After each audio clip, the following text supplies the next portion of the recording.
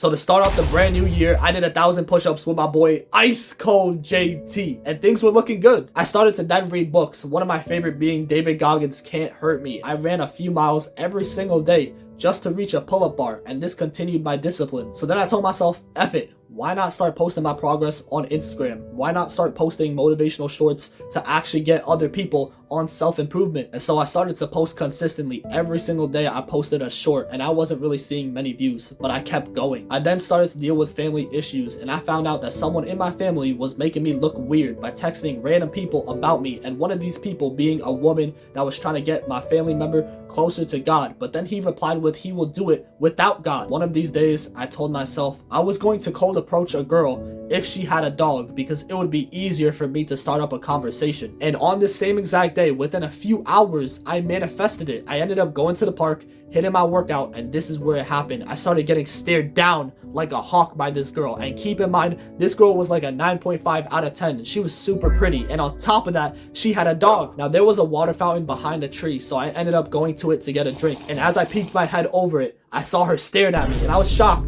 So then I went to go sit at a bench literally behind her, and guess what? She was still staring at me, and I was like, yo, like I never had this experience, like getting literally like stared down at by like a really pretty girl. And at this point, I literally had like the very first thought in my brain was to go up to her and introduce myself. But then I started to overthink. I'm like, oh, what if I'm gonna be called weird? What if she's gonna call me out? What if she doesn't find me attractive? But then I knew she was finding me attractive in some sort of way, because I had the Katsuki tank top. I was literally all pumped up after my workout. I was looking fresh. But then the overthinking and my insecurities and all these like secondhand thoughts started to pile up in my brain. And before I knew it, she ended up leaving the park. And as she was leaving the park, she gave me a glance back. And I was like, yo, like at that very moment, I felt like a loser. This is where I went into a downhill spiral. I then started to download every single dating app you can find on the App Store and swiping through thousands of girls, literally not even getting a match back. I started to procrastinate, mindlessly scrolling on social media for hours and hours a day because I did not want to feel that pain, that feeling of regret that I had on that day. Things weren't looking good. I started to experience more and more family issues each and every single day. And one of these days, I just ended up laying on a grass field looking at the clouds. I didn't know what to do. I felt directionless. I felt distant from God. I was asking him, why do I have to go through this? It's not like I wanted to end my life, but at this point, I felt like I was sinking. And around this time, I experienced the worst pain I have ever felt in a workout because I decided to surpass my limits on a leg day workout. And I went so hard, I was not able to walk for a few days. And on top of that, I developed a very high fever of about 104 degrees Fahrenheit. And on top of that, I ended up having a stomach virus. So I literally was not able to eat or walk for a few days. I ended up laying in my bed for about 3 days straight. After I had recovered, I was still experiencing these family issues. And I remember feeling at my lowest point in my life. And on my way back home, I took a longer route than I usually would have to go back home. And this is where I found a car that literally showed Jesus all over it. Now I'm not gonna lie, this made me smile knowing that he was there the whole time, especially at our lowest moments. I started to then hang out with friends and we mainly goofed off, but this is where I experienced one of the most supernatural experiences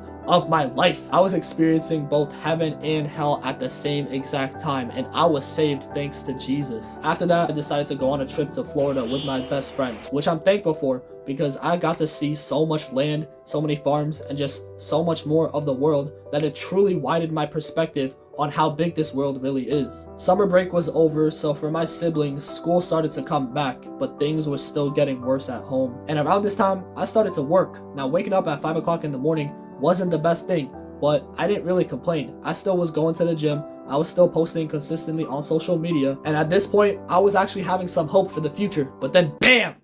I got fired. At this point, I thought I was gonna lose it because every time I was seeing some sort of results or progress, I got pulled back. I thought I was gonna start working, move somewhere new, you know what I'm saying, get my life back. But then, BAM! I got hit unexpectedly. And just like the return of Jesus, he will come back when you least expect it. After experiencing these situations, I truly felt like I was being backed up into a corner where I had nowhere else to go. But this is where I had to put my foot down. I decided to let everything go. Just give up everything, every emotion, anger, sadness, pain, joy, all these emotions. And I even told myself that if I had to give up my YouTube channel and if it wasn't in God's will, so be it. But you see, this was the key to becoming more Christ-like, to becoming one with God. I picked up my Bible, and my brain was telling me all the things I could be doing. I could be going on TikTok, I could be making a YouTube video, I could be doing all these things. But something was just telling me to read it. Because then I remembered the pain that I experienced that summer and the promise that God told me. He literally told me that I can do what I need to do as long as I share the word. And after experiencing all these things, that pain motivated me to start.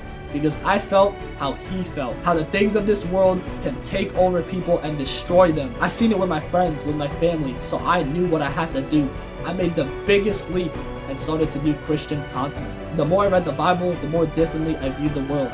Each and every single day I read it, I heard something or saw something in the world that was referenced in the Bible. And I was in love. It was like learning something new and being passionate about it. I continued making videos, and coincidentally, one of the biggest YouTubers on this platform, Gideon, gave his life to Christ. I started finding new YouTubers like Mapalo and many more that I could relate my experiences with. Things were looking bright. My channel received the most growth it had ever had since creating it, and we hit 1,000 subscribers. And around this time, I also hit 10,000 followers on Instagram. I even ended up helping some of the people that watched my channel convert their life to Christ. And so I got the family situation resolved. Now I don't have to hear someone calling me names every few seconds of the day, because God gave me peace. And with this peace, I can do what I love, and that is making these videos. I finally knew my purpose, and that was to spread the word, because each and every single day, I grew my knowledge, my wisdom, the more blessings I had received. And the past 2 months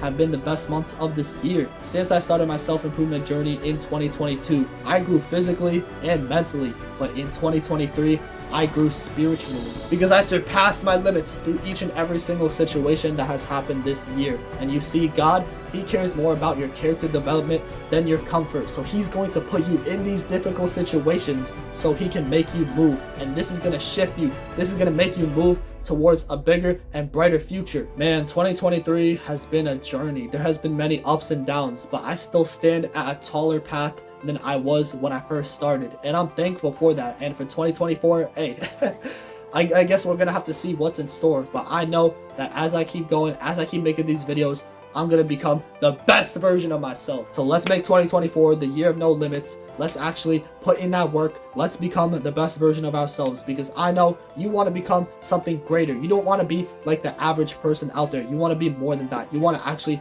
own up to your expectations. You want to achieve your goals. You want to have some sort of legacy your kids or family members can look upon. Rebuke the kingdom of darkness and embrace the kingdom of righteousness. Stay blessed, stay wealthy, and remember to keep surpassing your limits in 2024. Yee!